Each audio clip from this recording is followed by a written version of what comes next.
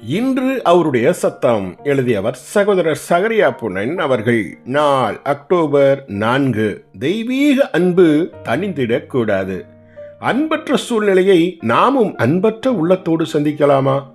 இவ்வித சூழ்நிலைகளில்தான் தேவரீர் என் இருதயத்தில் தோன்றும் எல்லா தடைகளையும் அகற்றிவிட்டு உம்முடைய அன்பை எனக்குள் ஊற்றிவிடும் என ஜெபித்து கதர்பவர்களாய் இருக்க வேண்டும். தேவ அன்பு நம்மில் பூரணமாய் ததும்பி வழி மட்டும் இக்கதறல் நம்மோடு இருக்கட்டும். இவ்வாறு நம்முடைய அன்பற்ற தன்மைக்காய் தீராத துயரம் கொண்டு தேவனிடத்தில் திரும்பி, தேவனே என் இருதயத்தை உம்முடைய அன்பினால் நிறைத்துவிடும் என நாம் ஜெபித்திடும் நிலைக்கு வருவதை காண்பதற்கு தேவன் எவ்வளவாய் தவித்து காத்து கொண்டிருக்கிறார் என்பதை விவரிப்பதற்கு வார்த்தைகளே இல்லை எனலாம்.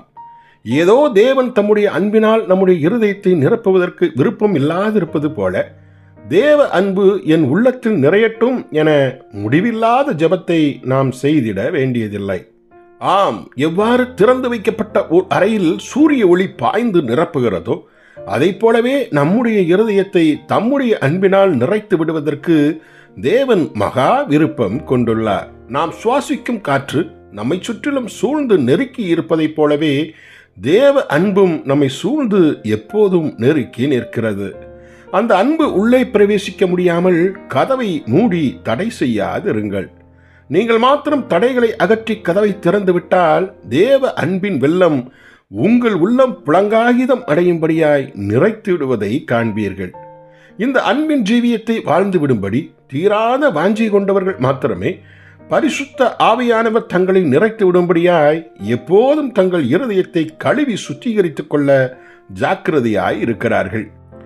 தேவனும் இவர்களின் இதய கூக்குரலை கேட்டு அவர்களை மீண்டும் மீண்டுமாய் தம் அன்பினால் நிறைத்துக் கொண்டே இருப்பார். இந்த அன்பிற்காய் பசிதாகம் உள்ளவர்கள் பாக்கியவான்கள், அவர்கள் திருப்தி அடைவார்கள். ஜெபிப்போமா.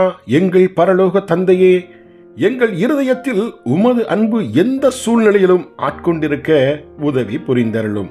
ஒருபோதும் எங்கள் இதய கதவு அன்பிற்கு அடைபடாதிருக்க கிருபை செய்தருளும். ஆமென்.